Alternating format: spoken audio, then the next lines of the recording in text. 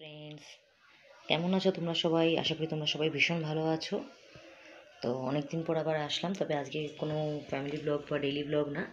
আজকে আমি নিয়ে এসেছি একটা রেসিপি ভিডিও। শীতকালে যেটা সবারই, ছোটো বড়ো সবারই আমাদের প্রিয়, কুলের আচার, টক মিষ্টি কুলের আচার, এই গোল টোপা কুলের আচার, টক মিষ্টি আচার। এই আচারটা আমি আর আমার মেয়ে ভীষণ ভালোবাসি। আশা করি তোমরাও যারা আমাদের মতো আছো সবাই ভালোবাসো। তো চলো দেখা যাক আমি কীভাবে আচারটা করি। এটার জন্য যে ভাজা মশলাটা তৈরি করতে হবে তার জন্য ফার্স্টে নিলাম, এই দেখো, আগে কড়াইটা বসিয়ে দিয়েছি গ্যাসে।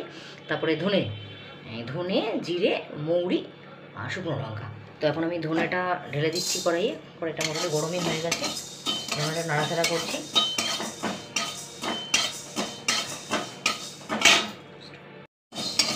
এবার জিরেটা দিয়ে দিচ্ছি, ঠিক আছে? ধনেটা একটু নাড়াচাড়া হয়েছে, এবার জিরেটা দিচ্ছি।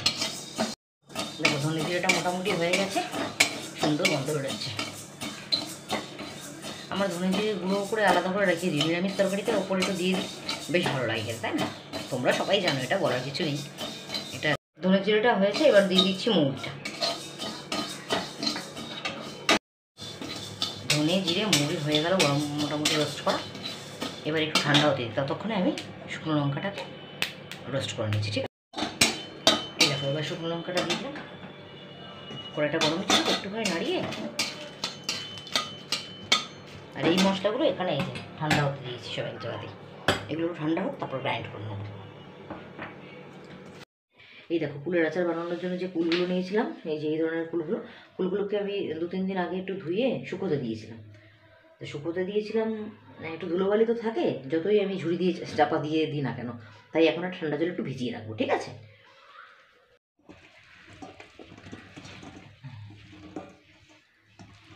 এবার এটাকে একটু জল দিয়ে ভিজিয়ে রাখবো। কুলগুলোকে সব আমি একটু জলে ভিজিয়ে রাখলাম, ভিজিয়ে ওগুলোকে ছেঁকে ছেঁকে তুলবো।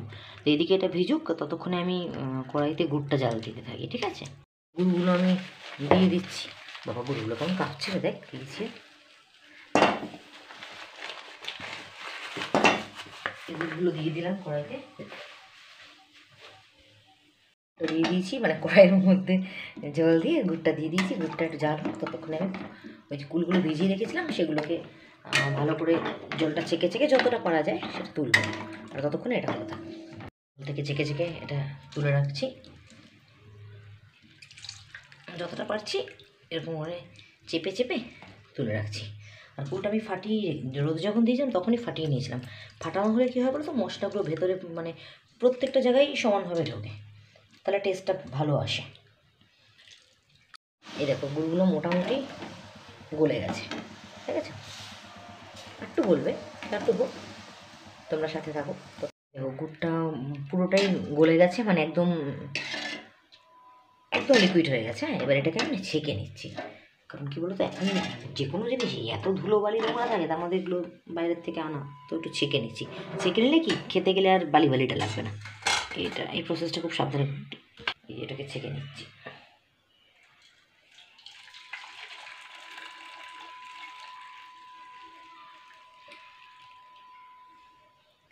দেখো কত নোংরা ছিল, দেখেছো? এই না ছেঁকে নিলে কী বলো তো, পুরো জিনিসটা মানে মুখে দিতে তুমি একটা বালি ভাব, একদম বাজে লাগতো। ওই জন্যই এটাকে, দেখো কড়াইটা বসিয়ে দিয়েছি, আর এই ছাকা জলটা আবার কড়াইতে ঢেলে দিচ্ছি। এইবার আমি কুলগুলোকে দিয়ে দেবো।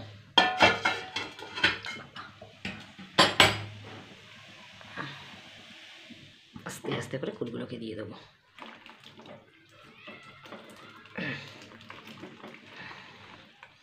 চলো, এবার দিয়ে এটাকে নাড়তে হবে।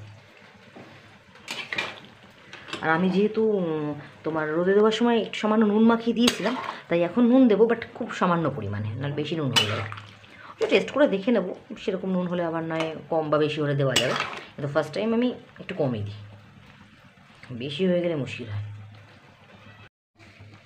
এবার এটাকে কন্টিনিউয়াসলি নাড়তে হবে, নেড়ে নেড়ে ব্যাপারটাকে একদম যখন মাখো মাখো হয়ে যাবে, তখন ওই যে ভাজা মশলাটা করে রেখেছি সেই মশলাটা দিয়ে নেবো।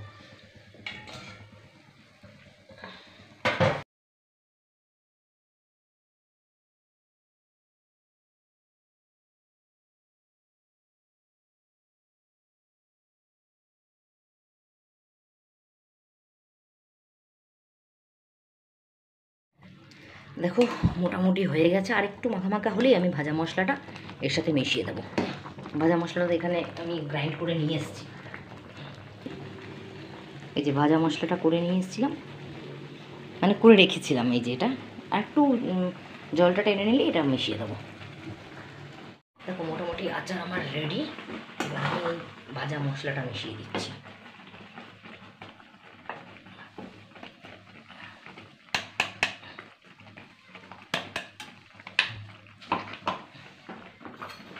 মিশিয়ে দিচ্ছি।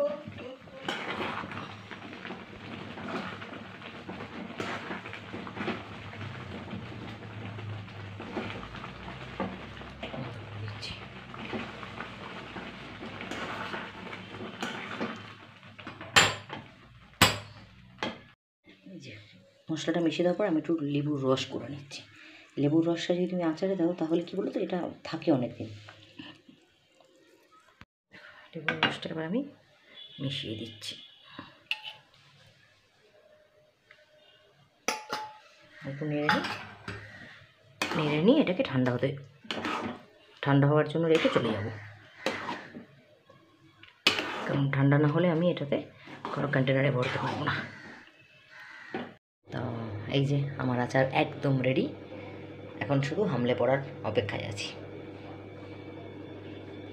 তা রেসিপিটা কেমন লাগলো তোমরা কমেন্ট করে জানিও, আর যদি ভালো লেগে থাকে তাহলে আবার একই কথা বলছি, চ্যানেলটা সাবস্ক্রাইব করে পাশে থাকো। Thank you.